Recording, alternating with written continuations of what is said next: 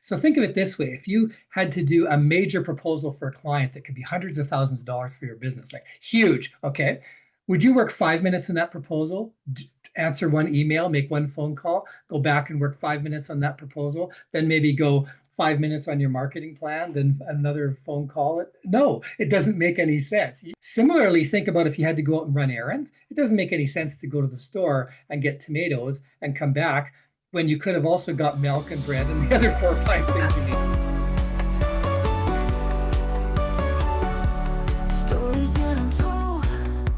Welcome to this week's episode of Leadership Soundbites with my super special guest. And Garland, I'm trying to think how we got connected. Who connected us? Sabrina Johnson. Yeah, I believe it was through LinkedIn, through the online networking. So I'm trying to think, who was it? Brian? Okay, it's Brian somebody. Mocha. It was Brian. Okay, it was Brian. So you talk about, it's so funny, before we hit record, and I'm going to go off on this tangent, and then I promise you I'll come back, is we were talking about, you have a network that you built, a community that you're building, and it's about, you were in person and the people there were all connected through the network somehow, right? Even people that hadn't met you directly. And that's what I've noticed with this LinkedIn world that we've done. If we're open to it and intentional, people connect us with other people.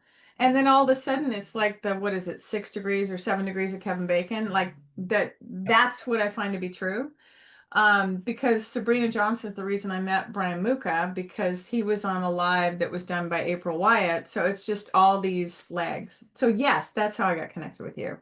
So Garland, oh my gosh, Garland even next. Is it Coulson? Coulson, yeah. Okay.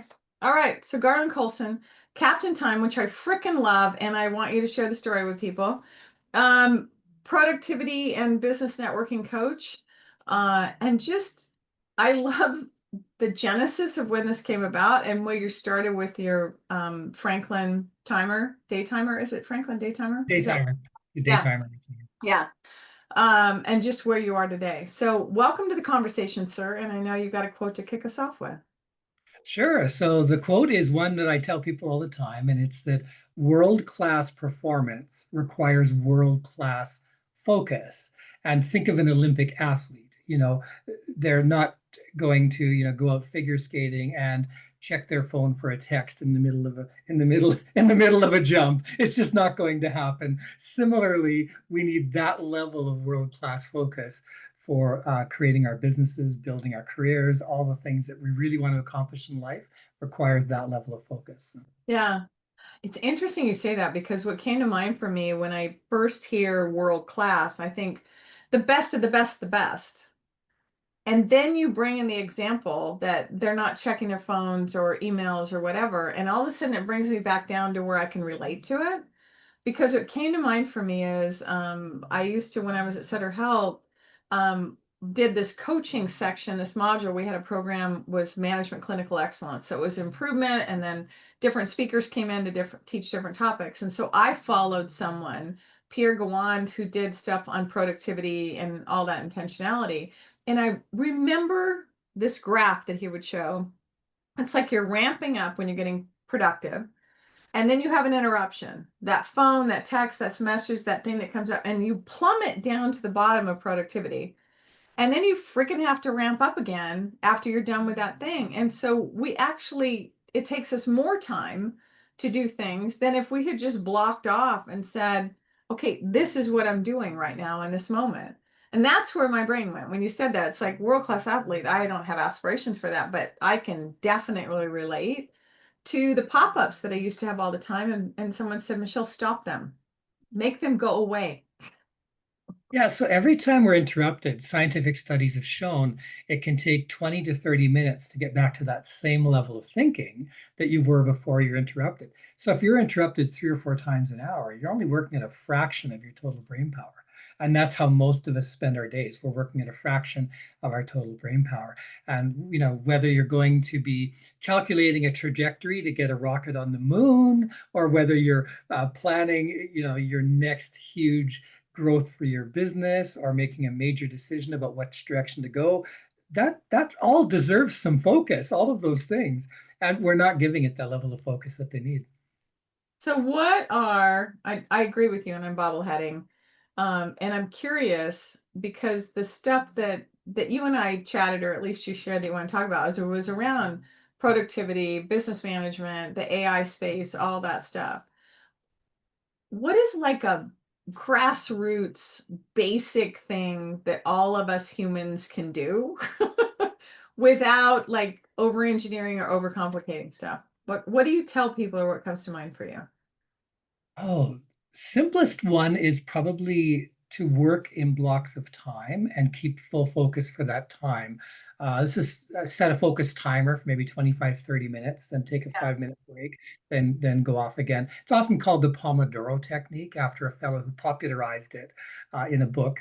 And the reason he called it Pomodoro was he was using a kitchen timer that was shaped like a tomato. And Pomodoro is Italian, I think, for tomato. I'm probably not pronouncing it right.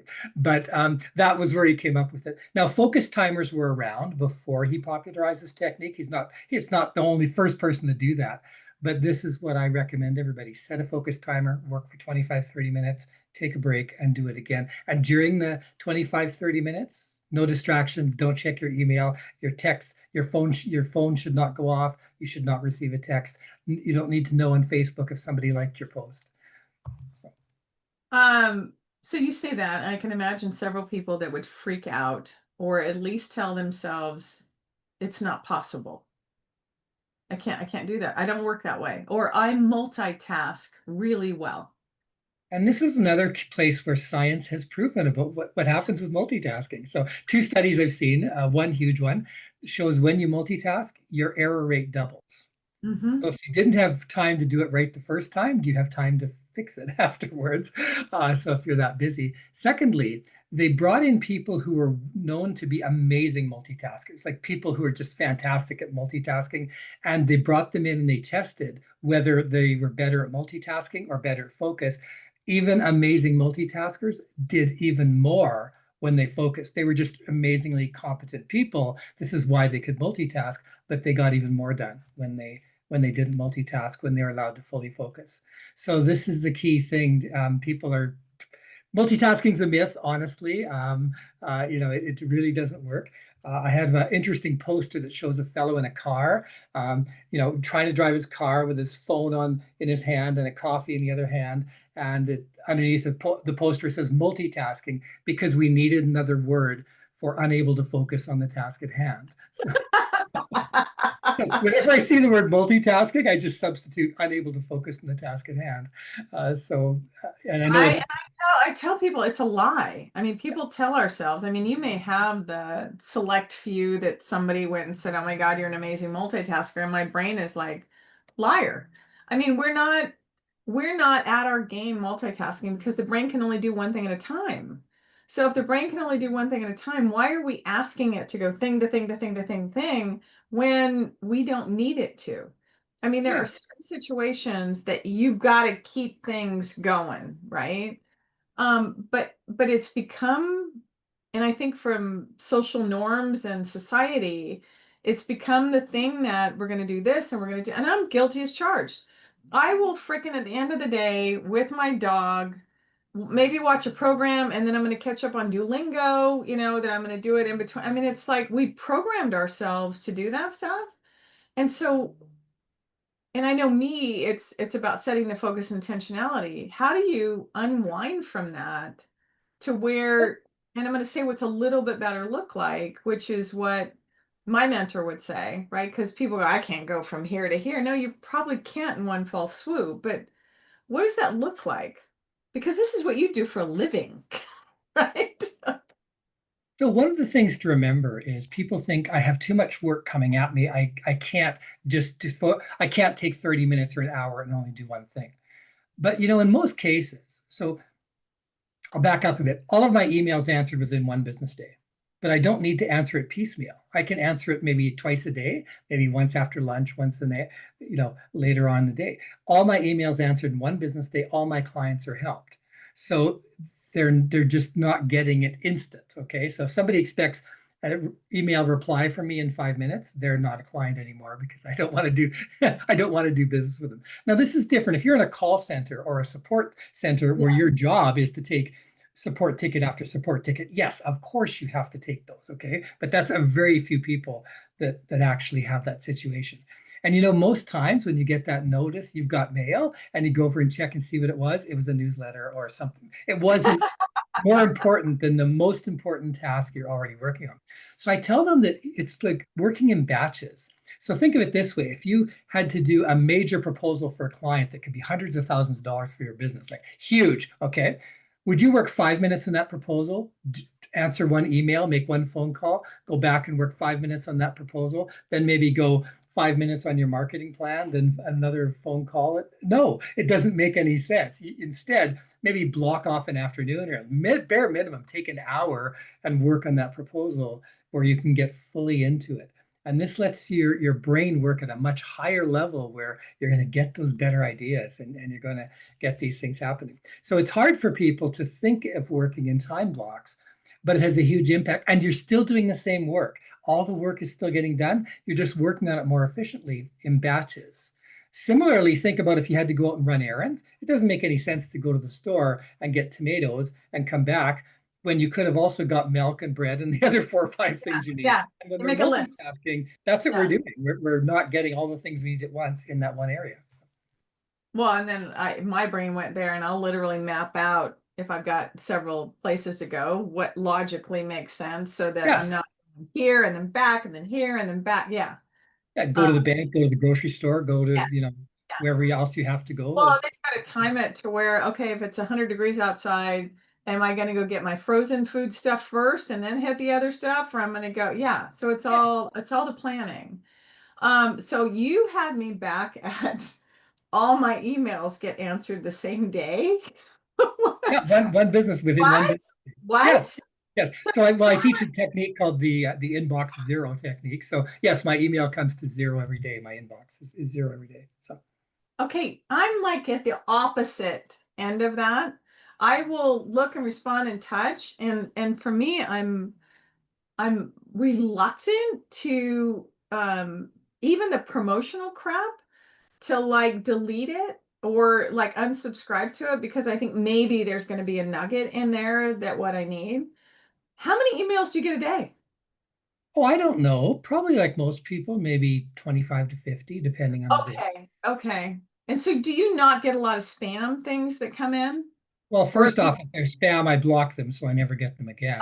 okay, so you've been able Um, to filter out to the oh vital yeah. ones that you Well, and, want. and there's just too much things coming with us. We've only got so much bandwidth. I mean, and why do we need to be continually advertised to? Like, why do we even think that this is normal? I mean, years ago, when you watch TV, you were bombarded with ads all the time. And then we got things like Netflix and stuff, and suddenly you could watch on demand with no advertising. So Yeah, you do the same thing in your business, on demand, no advertising.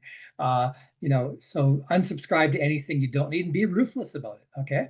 yeah, Rather than thinking there may be a nugget someday, go, I've looked at the last three, there's no nuggets. So it's time to, and subscribe to something else, like subscribe to somebody's newsletter you love, yes. somebody you follow, like you talked about following people in the past, but then have those automatically sort into a reading folder instead of being in your inbox, because they don't need to be dealt with now. They're for later Right. reading. Okay. So you can So filter you've them to go got direct. stuff behind the scenes, Yeah. right? That is doing the sorting, the triaging for you. And so then the stuff that you have left, you have bandwidth to be able to zero it out, because in the back end, um, it's happened. So I'm just sitting here in shock, because I mean, you had me at my emails. I'm like, how the frick do you do that? Well, I also use other techniques like automated replies and things like that. Sorry, not an automated reply, but I have a system. I use a TextExpander, and what it lets me do is type a few keystrokes, and it will drop in commonly support Like replies. smart phrases, Yeah, kind of like like smart smart phrases. phrases. Same Okay. thing. And Okay. every time I write something, I ask myself, will I ever need to write this again? And if so, then I save it in my TextExpander. So the next time I never write the same thing twice, ever. So if somebody So needs an text address, expander, is it, where is that? I so mean, the one is I it use is called normal TextExpander. Gmail, or is it an extension, or It works everywhere, in Gmail or Chrome wow. extension, or on my I Okay. use it on my Windows desktop. So it's called TextBlaze is the one I use, but there's other ones out there. So Yeah. that just happens to be the one I use. But I use it to create proposals, create documents on the fly. So if you and I talked about something today and I was going to send you, let's say, three different tools we talked about afterwards, there's no way Yeah. I could have prepared to have that one email with just those three tools, right? Because I No. don't know what three tools are going to be. So what I do is I type /D and then a short description for each tool, and then it will drop in. So /D text plays will drop in the information about text plays along with my affiliate link. And then, so if we talked about the three, so I can assemble documents on the fly by just having these, they're called snippets, done ahead of time. Shortcuts, little, yeah. Yeah. So, And so I can follow up with 30 people in 30 minutes using those standard kinds of replies. okay, my God. Okay. So all of a sudden it's like I'm not recreating this chunk because I'm going to go back to go slow to go fast. So you built it already or designed it already or thought about what that narrative looks like surrounding that thing. Because to your point, it's probably the same every freaking time.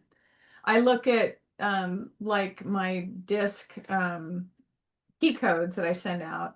There Right. is a standard workflow for all that stuff. So at least now I have that built out, but I don't have it built out to where I can just plop it in. I'm still copy and pasting, Yeah. right? And Even though copying I and built it pasting out. takes time because you got to open another program, Yes, select yes, it, Control C, then go back yes, to paste. So in this case, I'm just and you choose what shortcuts you want to use. Okay. yeah, So in my case, my shortcuts always start with a backslash.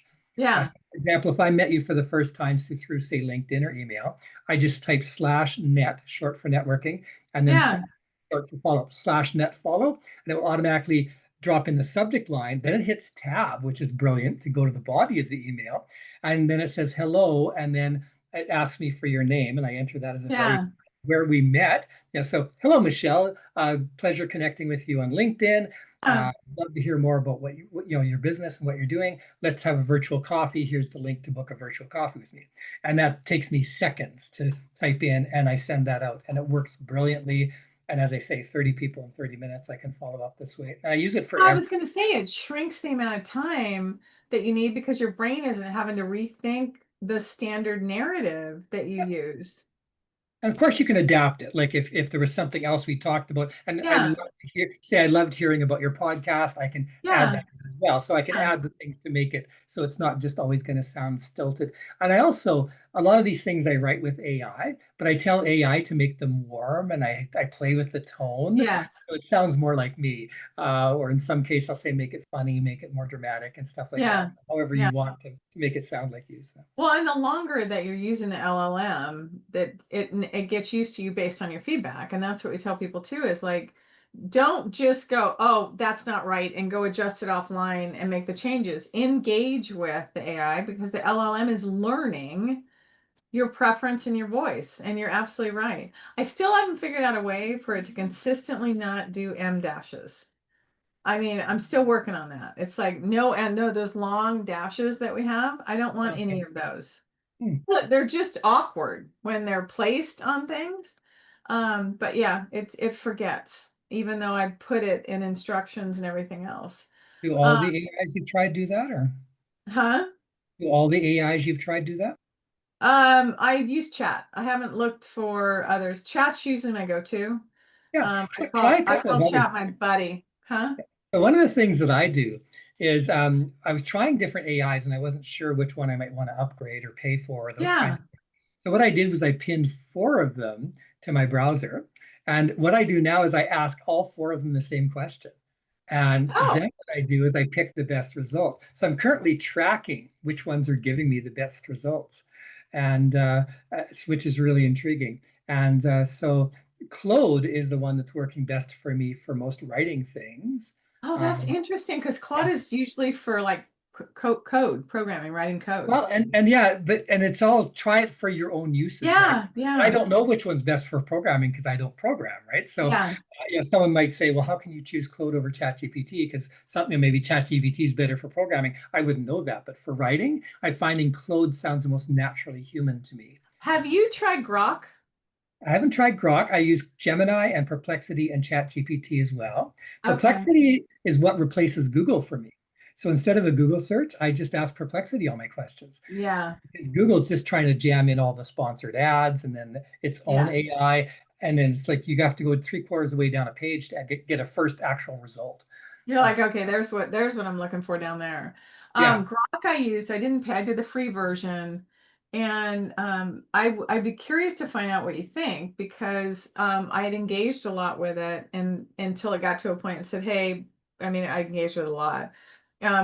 Basically you're the bottom of the queue right now, and so we're not going to respond for 2 hours. And so I went, okay. But that being said, the level of responses and the quality, it was the most human-like Garland that I Oh, wow. experienced. And you could see the thinking through all the stuff. So I'd be curious to see what you think. Yeah, Gemini, I've also had really good results with. That's another one that's Yes. worked well. Yeah. ChatGPT, I do use, so it's working well. But as I said, for a while, it's gotten better. Like for a while there, it was actually the worst of my four. Yeah. So it's doing reasonably well now. It might be number three or so. But Yeah. Perplexity, what I love about Perplexity for instead of Google search is it shows me the citations. It puts links in there to where it got the information, which is Yeah. key if you're going to quote a statistic or something. You want to make sure Yeah. it's reputable. Or as some lawyers found out, AI can make up case law, like it can have Oh, fights yes. like fancy. Yeah. So it actually made up some case law, and some lawyers handed that into the courts. And What? yes, I What? know. They were having AI do their work for them, and they got. Okay, yeah, no, you got to check it. I mean, because AI, it does hallucinate. It just makes stuff up. And I've had it. I remember one time I asked, because I always like to check quotes if I don't know who quoted, because I'll hear things and I'm not sure where it originated. And so I would go in there, and it was in one of my custom GPTs I built, and I asked where this quote came from. And they're like, oh, it's from Michelle Better from Better Possibilities. And I'm like, no, it's not. And the AI comes back and says, "Oh, you're absolutely right. My bad," kind of thing. And I'm like, "Oh my God." So yeah, and but it can be said with such authority because it's written on there that, but unless you question, challenge it. So if your gut tells you, or if it's legal documents, yeah, definitely check and make sure it's not a hallucination. And that's what I do like about Perplexity. It gives me the citations so I can Yeah, check yeah. quickly. I've noticed it some with chat that citations will show up on certain things now, and I'm not sure why, the source of where they got it. So I don't know if they're playing catch up with Perplexity. Might Um, be. You might also specify when you ask your question, please include citations or. yeah, yeah, you could do that in your prompt. Yeah. Um, where did Captain Time come from? Oh, well, at the time when I launched Captain Time, I was the e-business tutor. I was teaching digital marketing, and the field was just getting so full of the make money fast scammers and Mm, blueprint your gurus, and I was just getting tired of it.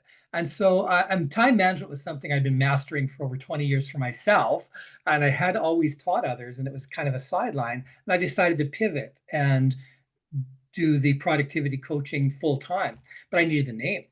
hmm. So at 2 o'clock in the morning, when all the bad ideas come out of your brain, I had this idea. I woke up, thought I could be Captain Time, and I could have an illustrator draw me as a superhero, a little more buff, of course, but and then I woke up in the morning and I thought, no, no, it's too corny. It's way too corny. There's no way this could work. But I was going to a business networking meeting that night. So instead of my e-business tutor name tag that you usually put on, I decided, Yeah. yeah, I just took a generic name tag and just wrote Captain Time on it. And everybody was, wow, Garland, what's Captain Time? Like, Uh, we were excited about it and loved it. So the name stuck, and that's my brand. And later on, the time hat that I often wear in my profile oh, picture. I do love that. It's Yeah. if you get a chance to check out Garland's LinkedIn, and I'll share how to connect with him on that in the description, do it because that caught my attention. Yes, the time hat's been brilliant. People love it when I wear it to a business networking event, and it's an icebreaker. So when you're going to business networking, how do you break the ice? People go, "I love your hat." And I say, "Thank you. I'm a time management coach, so it fits my brand." So it's just a natural lead in to what I do, right? So and it works brilliant. And then if I take it off, I'm incognito. Nobody knows who I am. You just seamlessly blend into the crowd like Clark Kent and Superman. Right. All you had to do is take the glasses off. I There you just put the hat go. on. People don't even know you. They don't even know you. I love it. Um, and it's interesting because when you and I chatted beforehand about Captain Time and the productivity stuff and all that you do, I'm curious because I have a perspective obviously on it. Um, the AI world, what have you noticed, Garland, with the introduction of AI and how traction it's getting from maybe how you engage with leaders before or how you time manage yourself to what you're able to do now? Has there been a big shift for you? There has been a big shift, and honestly, in the beginning, I had trouble using AI. Because I've been mastering my own processes, my own workflows for well over 20 years. So my processes are pretty lean. Like there's not a lot of fat in there, right? So Yeah, suddenly, how was I supposed to shoehorn AI into this, right? But I knew AI was going to be a game changer. I mean, I just yeah, knew once I tried a few things, it was going to be there. So how to make myself use it? So again, I pinned AI to my browser, multiple AIs, and yeah, I made a new rule for myself that before I would do any task, I first had to ask AI something about the task to see if it could help to make me do it. yeah, Because I yeah. would fall back on my old habits, as we all do. You learn a Mhm. great new way to do something, but when you're in a hurry, you fall back in your habits. And that totally, after a couple of weeks of that, there's just no turning back because AI was just going to be brilliant. I could sell. As a solopreneur working from my own home office, Mhm. AI is my brainstorming partner. I can use it to say, okay, most of my courses have like a monthly or an annual fee. But what if I Mhm. wanted a company to license that for a group, like corporate training? What price should I have? I have no idea. Well, let's ask AI. AI will go out and Mhm. find pricing models. If you want to do a lifetime package, what should that be? Uh, Mhm. AI will brainstorm additional passive income sources for me. I'm just using it all the time. I use AI to write my introductions for my upcoming business networking events. At one time, I had AI create an introduction for me in rhyme so that Oh my God. people loved it, right? So I did my introduction in rhyme. Well, and there's so much that you can rhyme with Captain Time. Well, I can't remember So exactly how it went, but it was something like, I'm Captain Time by name, a time management coach with, something to proclaim. It just went on. yeah. It was hilarious, and people just loved it in the group, right? Well, So and what it comes back to is that those things create memories. And yeah. so not only are you going to stand out with a hat, you're going to stand out like with the background now, you're going to stand out with a name, but all of a sudden now it's like Southwest. Like, and they don't do it as much as they used to, but we'd fly Southwest, and then the person with the, I don't know if you've ever flown Southwest, but when they're announcing the seat stuff, well, when they're announcing the seat stuff about all the standard jargon that you have to listen to, that after you've flown a long time, nobody listens, right? It's like where the exits are, all that stuff. Well, they make it funny. Yeah. And so it's like all of a sudden people are like, you could see people start paying attention. They're like, what did they just say? What? Because it's not the standard stuff that we're used to. And it takes us out of this just numb bubble that we can be in as we're just kind of going through life. So I Yeah, so love it. AI has been huge for that. I use it like continuously. I've continuously got it open. As I said, pretty well every task now I apply something to it, writing and everything else, and I can make it sound like me with the proper prompts. So as you said, if you Yeah. don't get good results the first time, start tweaking it. Don't just give up and say I have to do it myself. So Yeah. Have you done because I did it, one of my partners said, he goes, I went into chat and asked chat, based on everything that you know about me, because, you've been using four models, so it'd be interesting. What am I missing? What are my blind spots? What do you recommend for me? Have you done an activity like that? I haven't done that specifically, but I have, for example, I uploaded my financial statements to ChatGPT and asked it to my analyze my income and what was going on and what I should look Yeah, out. And so that was a good example of a blind spot, right? Like it told me that I was too dependent on one type of income, suggested I yeah, diversify. It did mention one of my expenses that seemed quite high. So it was able to find things that I wouldn't otherwise. Also, I love it for brainstorming marketing ideas. Like yeah, sometimes it'll come up with marketing ideas I didn't think of. And sometimes I'll push it harder. I'll say, find amazing, like more creative ideas. So find those additional ones and it will do that as well. When I was doing an AI workshop, where I have a workshop I call the AI Advantage. artificial intelligence for your workflow. Yeah. And I did that, and there was a woman in the group who was a life celebrant. Like she helped people with, things like marriages and those kinds of things, Yeah. help them celebrate it. And I, right in front of her, I just said, write a marketing plan for a life celebrant, and it just, in 30 seconds, bang, it had. Yeah. And I said, so I went through it. I said, are any of these useful? She says, oh my God. She said, these are amazing. Right. So Everything. Everything. like, and then, so yeah, anybody who had resisted AI to that point, who saw that, was going, oh yes, I'm going to start using AI now. So It's interesting because I think part of the challenge that we have, there's people that are kind of dabbling in it, right? And there are people that are just zealots that are going after it. And I don't mean the level of Elon Musk or Google or, Microsoft that are doing it, or, even OpenAI, but I mean like leaders, right? That are in it. You've got this camp of people that are really in, and people that are kind of fence sitters, and people and maybe they're dabbling a little bit, and people that haven't even, they're just on the outside looking in, or have a really strong opinion that it's not good. I'm not going to do it.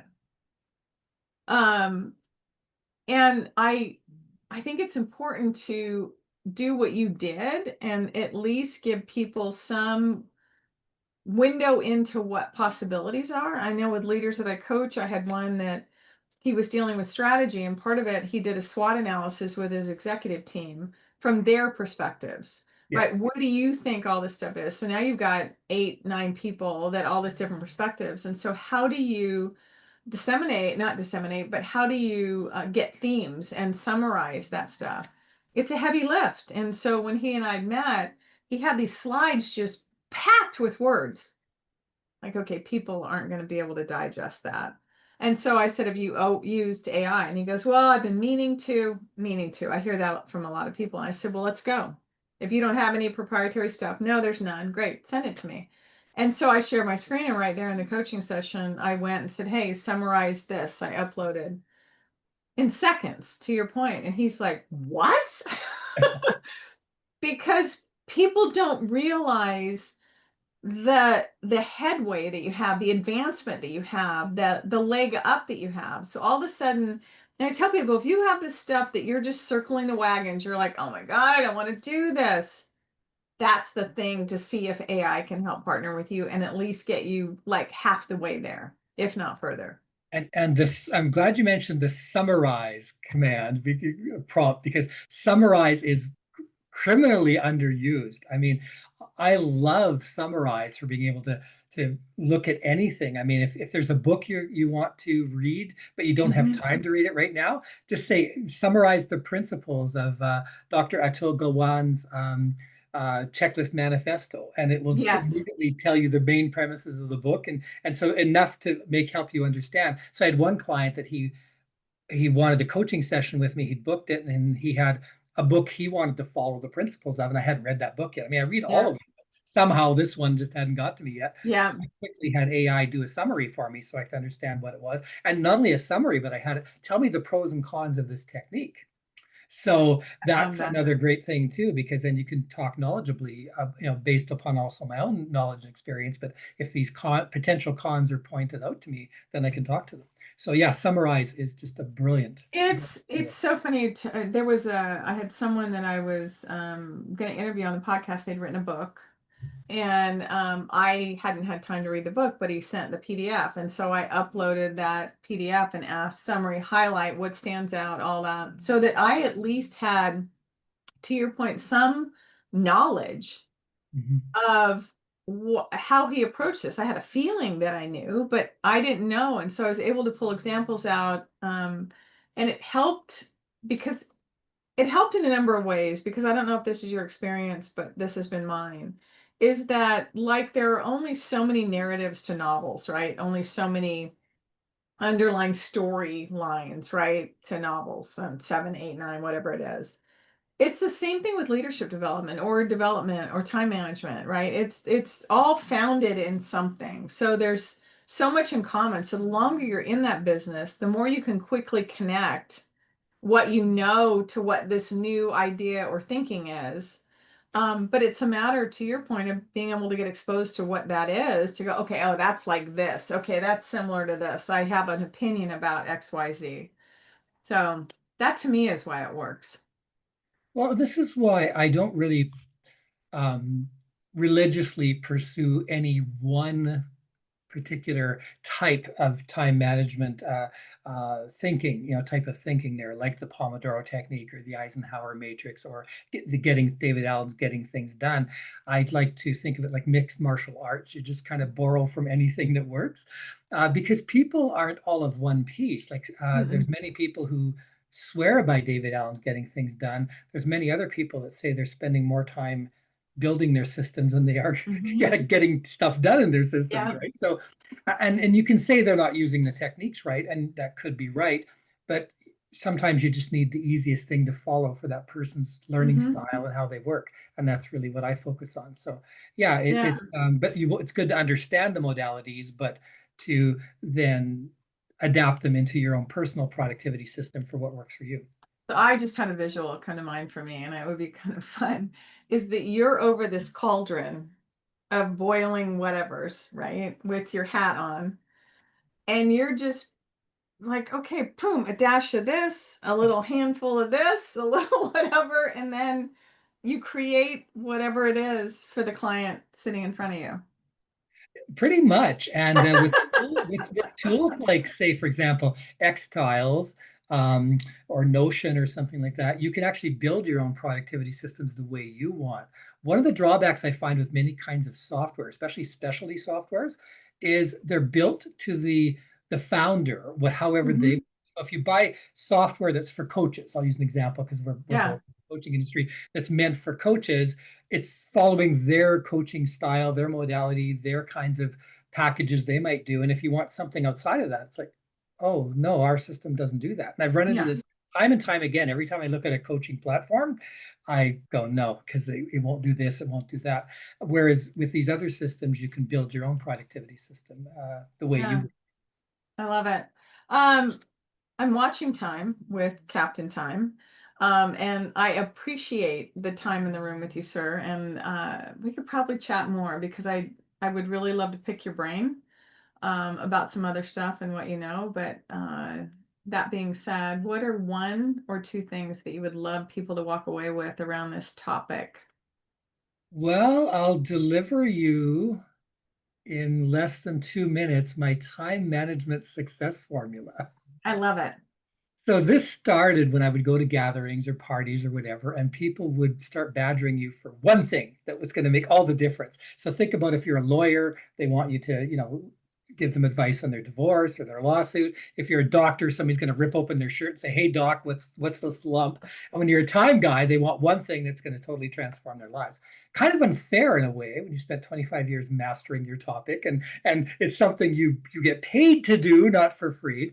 But the other part of me that would see these people looking at me really hopefully said, challenge accepted. I'm going to, empathic me said, I'm going to come up with something I can explain in less than 1 minute. So here's the time management formula. It consists of 3 steps. First step, number one, is to start with the outcome in mind, always. So you always start from the outcome or goal you want to achieve. Step two is to create a step-by-step plan to reach that outcome. And that's where most people fall down. We're always good at setting the goals. Our New Year's resolutions, we're really good at setting those. But 3 weeks later, we haven't done any, we haven't got the plan for it. And step three is to then have dedicated blocks of time to work on your step-by-step plan and keep them sacred. So start with the outcome in mind, create a step-by-step plan, and number three, create dedicated time blocks to work in the plan. And steps 2 and 3 are where most people fall down. And that's very powerful, something I could explain in less than 1 minute, that if people applied that to everything would have a huge impact. So Well done. You brought me back to the when we're approached or leadership's approached with things and strategy that need to be done. You've got three levers that you can pull, and it's timeline, targets, and resources. So when you think about the time blocks, if you've got this goal in mind, it's not a pendulum swing, right? So if for some reason your calendar is so impacted that you don't believe that you can do the 30-minute time block or whatever it is, and maybe you can't do it several times a week to be able to hit the goal within a certain timeline, adjust that out. What can you do now, right? What's a little bit better look like? And then, you know, use maybe the timeline shoots out a little bit. And then as you gain bandwidth and efficiency, then maybe the timeline can come back in. But I would say to all the stuff that you just said, because I have my own resistance inside, I don't know that I could do time blocks, but you haven't really tried it, Michelle. And I know I've got all this dialogue inside. What I would say is try it and try it with dipping your toe in it to where you don't set yourself up to fail out of the gate because you weren't able to do XYZ. Because as humans, we tend to tell ourselves, well, I tried that and it didn't work. Okay, well, try a little bit of that. And So, this comes down to the breaking a project down into bite-sized things. If you mhm, were to say that you're going to write a book and publish it, that's a big job. It's huge. mhm, Like there's a lot to be done. But if you say, what I'm going to do this week is I'm just going to spend 30 minutes working on an outline, well, that's doable. Okay. Or this week I'm going to come up with a title for my book, or at least a concept, like a description, a mhm, title and a concept. That's all I need. I have one paragraph concept and a title.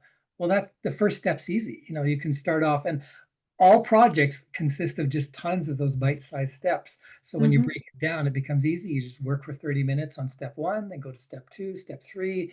And if you do this even once a week, you spend an hour a week, at the end of a year, you can have a book written. It's great. Mm-hmm.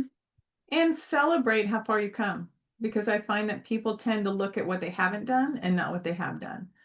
So And that and would this be is the other I piece. think it's Dan Sullivan's book, The Gap and the Gain. Have you read that one? No, I haven't. So it's very interesting. He says most people live in the gap, not the gain.